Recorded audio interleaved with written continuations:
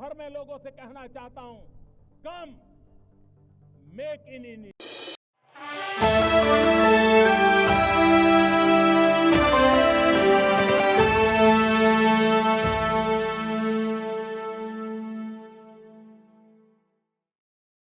आज आपसे बात करते हुए मेरा मन व्यथित है। आज पार्लियामेंट में, लोकसभा में विपक्षी मित्रों ने, कांग्रेस और इंडी ब्लॉक के सांसदों ने जो आचरण किया, उसने लोकतंत्र को कलंकित किया है। संसदीय मर्यादाएं तार तार हुई हैं। लोकतंत्र को भीड़ तंत्र में बदला है, गुंडा तंत्र में बदला है। आप जानते हैं कि विकसित भारत गारंटी फॉर रोजगार एंड आजीविका मिशन ग्रामीण, इस बिल पर चर्चा थी। कल चर्चा प्रारंभ हुई, रात के 1:30 बजे के बाद तक चली। पूरी गंभीरता से मैंने 98 माननीय सांसदों के विचार सुने और मैंने प्रारंभ में ही कहा था कि संसद कोई ईंट गारों का भवन नहीं, लोकतंत्र का पवित्र मंदिर है। इसमें चर्चा होना चाहिए, सार्थक चर्चा होना चाहिए, क्योंकि चर्चा ही लोकतंत्र के प्राण है। हमारे प्रतिपक्ष के मित्रों ने जो कहा, हमने ध्यान से सुना और आज मुझे जवाब देना था। मैंने आग्रह किया कि मैं आपके एक एक प्रश्न का उत्तर दूंगा, लेकिन मुझे सुना जाए। लेकिन जैसा अमर्यादित आचरण का प्रदर्शन हुआ, कागज फाड़ के उछाले गए, आसंदी के सामने टेबलों पे चढ़ गए, क्या ये बापू जी के आदर्शों की हत्या नहीं है? अपनी बात कह लो और जब दूसरा बात कहे, जवाब दे, तो बोलने मत दो। क्या ये अनैतिक नहीं है, अमर्यादित नहीं है?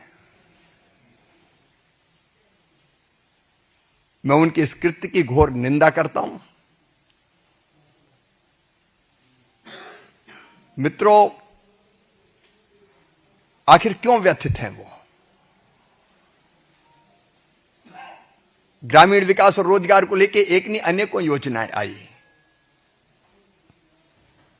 उनकी श्रृंखला है। 1961-62 से ऐसी योजनाएं आ रही है। एक योजना आई, कुछ दिन चली, बदल गई, उसकी जगह दूसरी आई, तीसरी आई। संपूर्ण ग्रामीण रोजगार योजना, उसके बाद जवाहर रोजगार योजना, और उसके बाद मनरेगा आई। तो इसमें क्या कोई पंडित जवाहरलाल नेहरू जी का नाम नहीं रखा तो उनका अपमान हो गया। और मैं ये कहना चाहता हूं कि गरीब कल्याण, ये भारतीय जनता पार्टी का संकल्प है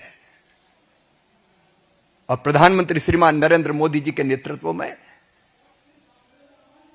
एक नहीं अनेकों योजनाएं लगातार गरीबों के जीवन स्तर को बेहतर बनाने का काम कर रही। इसलिए 25 करोड़ लोग गरीबी रेखा के ऊपर उठे हैं, 4 करोड़ से ज्यादा घर बने, 10 करोड़ उज्ज्वला रसोई गैस कनेक्शन दिए गए। और इस योजना में क्या है? विकसित भारत के लिए विकसित गांव, ये मोदी जी का संकल्प है। तो रोजगार और विकसित गांव, विकसित भारत के लिए, जहां रोजगार के लिए पहले 100 दिन की गारंटी थी, अब वो बढ़ा के 125 दिन की गई है। और उसके लिए पर्याप्त धनराशि प्रस्तावित है। 1,51,282 करोड़ रुपए से ज्यादा की राशि, जिसमें केंद्र का हिस्सा 95,000 करोड़ रुपए से ज्यादा है। और कांग्रेस मनरेगा मनरेगा मनरेगा करती, कितना खर्च किया कांग्रेस ने, यूपीए की सरकार ने मनरेगा पर?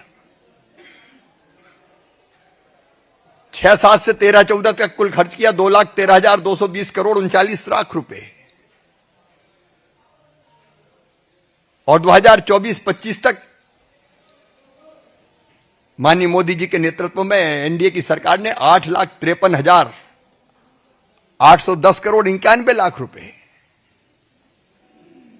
श्रम दिवस उन्होंने सृजित किए। 1660 हमने सृजित किए, 3210। और अगर पूरा किए गए कामों को हम देखें तो 153 लाख उनने कंप्लीट किए, 862 लाख हमने किए। हमने रोजगार ज्यादा दिया, विकास के काम ज्यादा किए। और अब अगर एक कदम बढ़ के और एक योजना बनती है तो उसमें आपत्ति क्या है? क्या केवल एक जगह गड्ढा खोद के मिट्टी फेंक दो, फिर दूसरी जगह गड्ढा खोद लो, पैसा भ्रष्टाचार की बलि चढ़ जाए? क्या ये होने देना चाहिए? हमने एक संपूर्ण योजना बनाई जिसमें विकसित गांव का स्वरूप क्या होगा। और गांव का स्वरूप तो है विकेंद्रित है, गांव के लोग करेंगे, लेकिन गांव में क्या क्या बनेगा? जल संरक्षण के काम जो बहुत जरूरी है, गांव में इंफ्रास्ट्रक्चर, स्कूल हो, स्वास्थ्य केंद्र हो, आंगनवाड़ी का भवन हो, आजीविका के काम हो, सड़कें हो, ड्रेनेज का सिस्टम हो। एक पूरी सूची है, मैं उसके विस्तार में नहीं जा रहा अभी। आजीविका से संबंधित अनेकों गतिविधियों के काम अलाउ किए गए। और प्राकृतिक आपदा में नुकसान कैसा रोका जाए तो रिटेनिंग वाल से लेकर ड्रेनेज के सिस्टम तक की व्यवस्था इसमें। और एक और सुधार किया,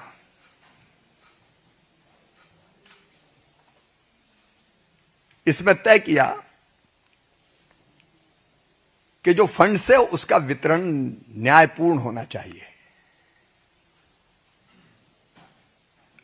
अगर किसी पंचायत का सरपंच ज्यादा एक्टिव है, वो ज्यादा धन ले जाता है। कोई कम एक्टिव है तो वहां ज्यादा विकास के काम और रोजगार की आवश्यकता होते हुए भी धन कम जाए। इसलिए तय किया कि एबीसी 3 ग्रेडिंग बन जाए, जो कम विकसित और रोजगार की जहां जरूरत क्या है ऐसी पंचायतें, एवरेज पंचायतें, और जहां विकास बहुत हुआ है और रोजगार की जरूरत कम है वैसी पंचायतें। और इस ग्रेडिंग के आधार पर धन का वितरण हो। इसमें किसको आपत्ति हो सकती है? क्या आपत्ति है? बेरोजगारी भत्ता देने के प्रावधान को और पुख्ता किया गया। और यह भी कहा गया कि 15 दिन के अंदर अगर मजदूरी नहीं मिलती तो 0.05% फिर अतिरिक्त रोज देना पड़ेगा देर से मजदूरी देने के लिए। कमजोर वर्गों का विशेष रूप से ध्यान रखा गया। अनुसूचित जाति, जनजाति, अन्य कमजोर वर्ग, दिव्यांग बुजुर्ग। इसमें दिव्यांग बुजुर्ग उनके अलग गारंटी कार्ड बनेंगे, रोजगार गारंटी कार्ड अलग रंग के। उनको कम काम पर भी ज्यादा मजदूरी मिलेगी।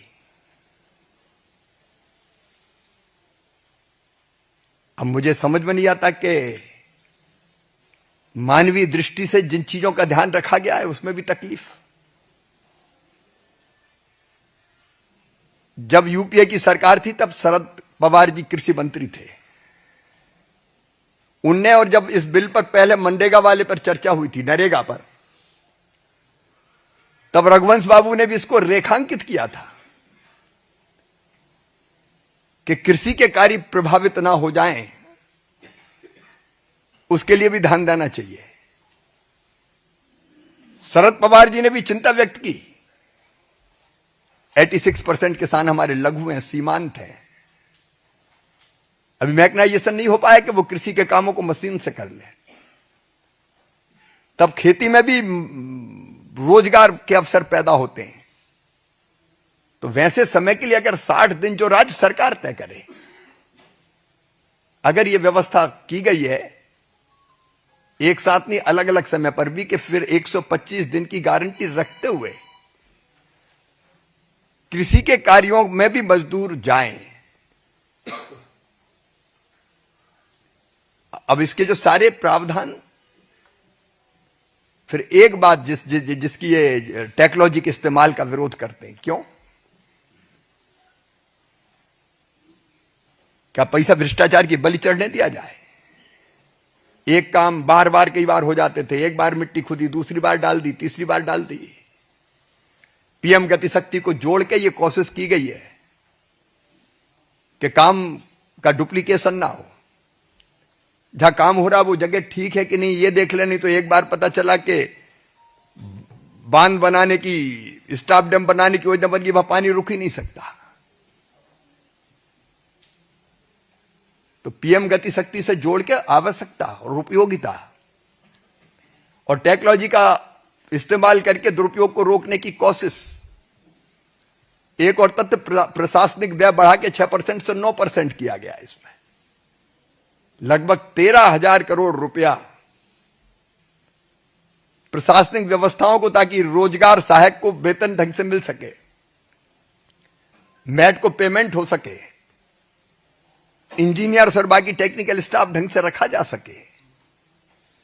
मैं मानता हूं कि ये विकसित भारत के लिए विकसित गांव बनाने की और 125 दिन रोजगार की गारंटी देने वाली एक स्वयंपूर्ण गांव, एक विकसित गांव, रोजगार युक्त गांव, गरीबी मुक्त गांव बनाने की योजना है, जो प्रधानमंत्री जी का संकल्प है। और इसलिए ये नई योजना लाई गई है, लेकिन जो आचरण आज उन्होंने किया उससे लोकतंत्र ही कलंकित हुआ और उनका भी सम्मान नहीं बढ़ा है। पंचायत के अधिकार अभी भी पूरी तरह से सुरक्षित है।